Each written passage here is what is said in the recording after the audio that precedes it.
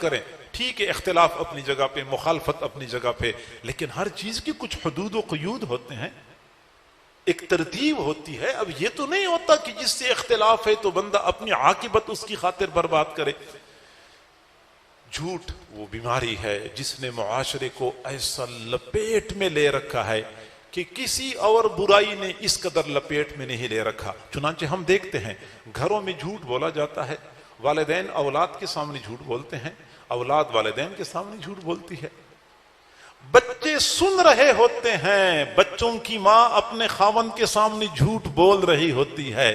بچوں کو خاموش پیغام مل رہا ہوتا ہے کہ اس دنیا میں جھوٹ بولنے کے بغیر زندہ رہنا مشکل ہے.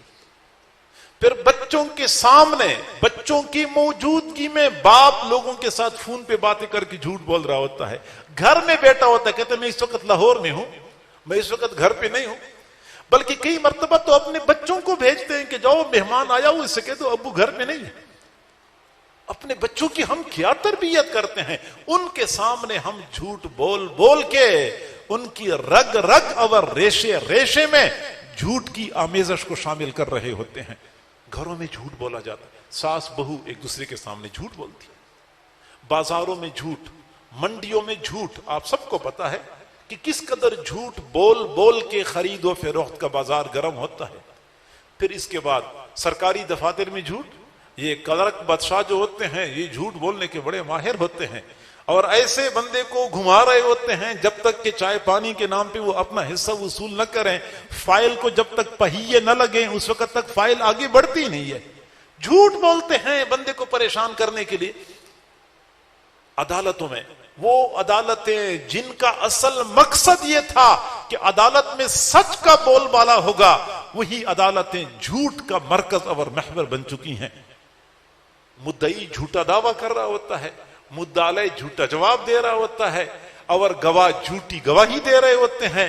وکیل سب کو جھوٹ سکھا رہے ہوتے ہیں. ایک وکیل مدعی کو جھوٹ سکھا رہا ہوتا ہے کہ اس کے خلاف یہ درخواست دے دو، اس کے خلاف یہ درخواست دے دو. مجھے ایک بندے نے کہا، وکیل ہے، کہنے لگا جب میں سیکھ رہا تھا ابھی مجھے استاد نے کہا کہ اگر آپ کا کیس 1 سال میں 6 بچے نہ دیں تو آپ کامیاب وکیل نہیں ہیں.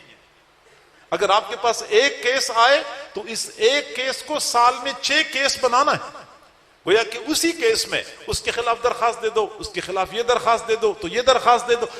تو وکیل جھوٹ سکھا رہے ہوتے ہیں مدعی کو، اگلا وکیل جھوٹ سکھا رہا ہوتا ہے مدعی کو، اور وکیل جھوٹ سکھا رہے ہوتے ہیں گواہوں کو. پھر نتیجہ یہ نکلتا ہے کہ ججوں کا فیصلہ بھی جھوٹ پر مبنی ہوا کرتا. عدالتوں میں جھوٹ بولا جاتا ہے، اور سیاست میں تو پھر جھوٹ کے لیے باقاعدہ بندے رکھے جاتے ہیں جن کو ترجمان کا نام دیا جاتا ہے، جن کو اطلاعات کا وزیر کا نام دیا جاتا ہے. ان کا مقصد صرف یہی ہوتا ہے کہ جھوٹی خبریں دینا اور آگے پہنچانا.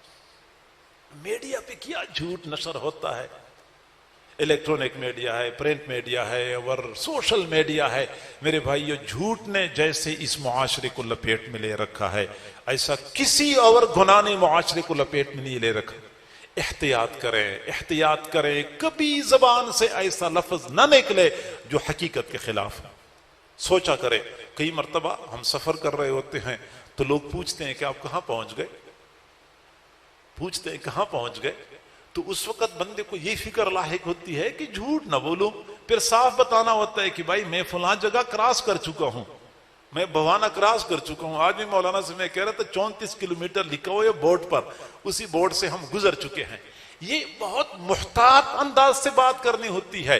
کئی مرتبہ ایسا بھی ہوتا ہے کہ ہم کسی کو کہہ دیتے ہیں کہ ہم فلاں جگہ کے قریب ہیں، لیکن پتہ چلتا ہے کہ نہیں ہم دور ہیں. دوبارہ وضاحت کرتے ہیں کہ نہیں ابھی ہم دور ہیں فلاں جگہ سے، میرا اندازہ یہ تھا کہ میں فلاں جگہ کے قریب پہنچ چکا ہوں.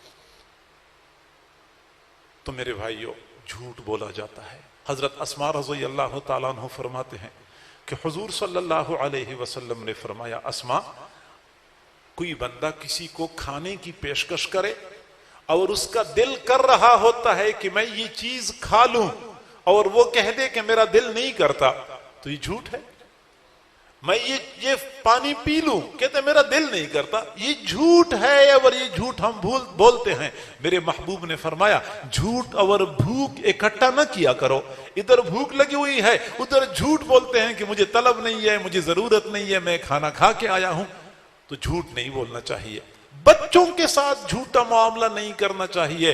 حضور صلی اللہ علیہ وسلم کی موجودگی میں ایک خاتون نے اپنے بچے کو بلایا، بچہ آ جاؤ میں آپ کو چیز پیش کروں. تو چنانچہ بچہ بھاگتا ہوا آیا. اس خاتون نے اپنے دوپٹے سے کنارے سے کھجور کھول کے دے دی، کھجور بندے ہوئی تھی، وہ کھول کے دے دی. بچے نے وہ کھجور لے لی. تب آپ صلی اللہ علیہ وسلم نے فرمایا اگر آپ اپنے بچے کو وہ کھانے کی چیز نہ دیتی تو آپ کے اعمال نامے میں ایک جھوٹ لکھ دیا جاتا.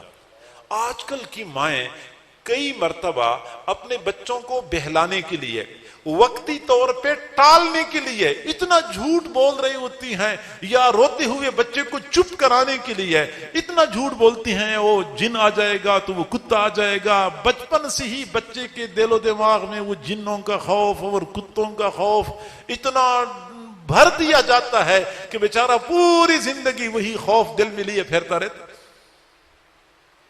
وقتی تو بچہ کوئی چیز مانگتا ہے، ماں کہتے میں نے آپ کے ابو کو فون کر کے کہا ہے کہ وہ لے آئے، حالانکہ اس نے نہیں کہا ہوتا. وہ بچے کے سامنے جھوٹ بولتے. میرا ایک دوست ہے، اکٹھے ہم پڑھتے رہے ہیں، تو وہ کہنے لگا کہ جب میں اپنے گھر سے بازار کی طرف آتا ہوں، ذرا شہر سے باہر ہے ان کا گھر، تو میرے بچے مجھے کہتے ہیں کہ ابو فلاں چیز لے آؤ. تو میں کہتا ہوں بیٹا فکر نہ کرو. تو وہ کہتے ہیں کہ ابو نہیں، یہ نہ کہو کہ فکر نہ کرو، یہ کہو کہ میں لاؤں گا. جب تک میں یہ نہ کہوں کہ میں لاؤں گا میرے بچے مطمئن نہیں ہوتے. ان کو پتا ہے کہ جب میں یہ کہوں نا کہ لاؤں گا تو میں ضرور لے کے آتا ہوں، پھر میں نے بچوں کے ساتھ قول کیا ہوتا ہے. اور بچوں کو بھی پتا ہے کہ ہمارے ابو جب کوئی قول کرتے ہیں تو قول کو پورا کرتے ہیں. اور یہی سبق دیا جاتا ہے کہ ہمیشہ کے لیے جب بندہ کوئی بات کرتا ہے تو بات کو پورا کر کے دکھائے. تو بچوں کے سامنے جھوٹ نہ بولیں، بڑوں کے سامنے جھوٹ نہ بولیں. اس زبان کی بہت بڑی غلطی ہے کہ ہم خلاف حقیقت باتیں کرتے ہیں. دوسری بڑی غلطی یہ ہے کہ ہم لوگوں کی برائیاں بیان کر رہے ہوتے ہیں ان کی غیر موجودگی میں یا ان کے سامنے. ہر حال میں کسی کی برائی بیان کرنا جائز نہیں ہے.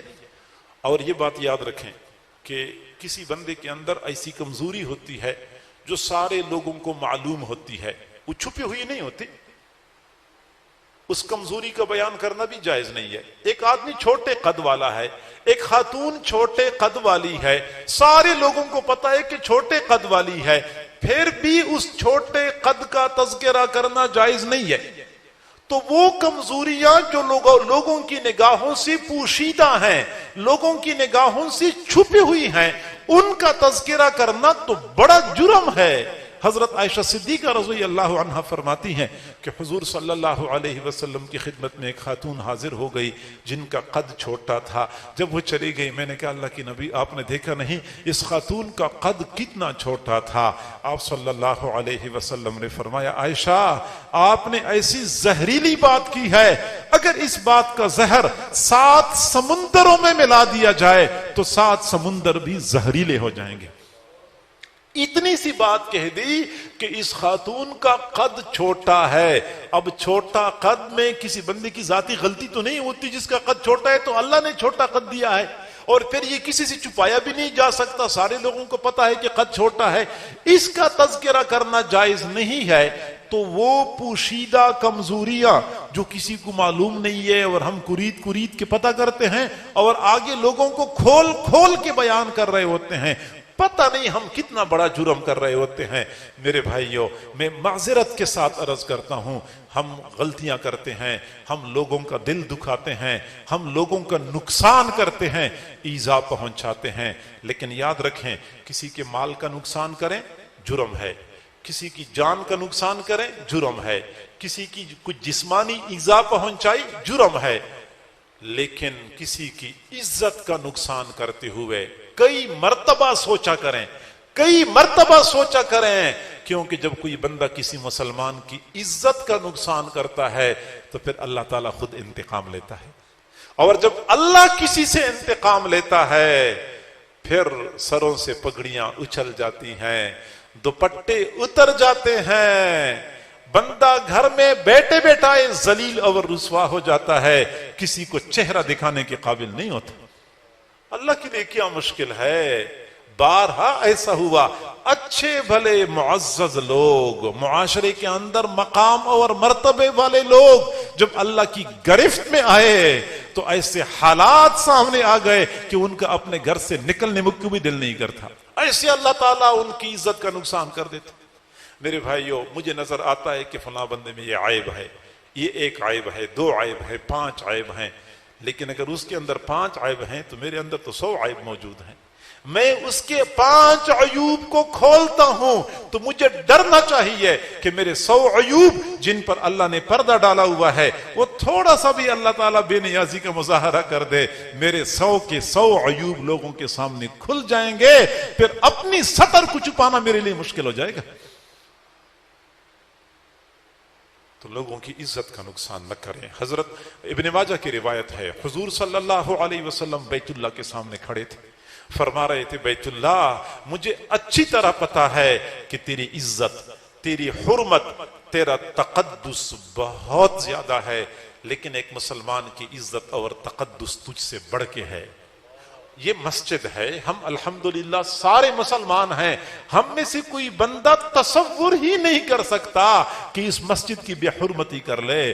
بیت اللہ کا مقام تو بہت بلند ہے، بیت اللہ کی بے حرمتی کا کیسے ہم تصور کر لیں؟ اور بیت اللہ کے تقدس سے زیادہ محترم ایک مسلمان کا تقدس ہے، اور ہم صبح سے لے کے شام تک مسلمانوں کی عزت اور حرمت کو پامال کر رہے ہوتے ہیں۔ کتنا بڑا نقصان کرتے ہیں۔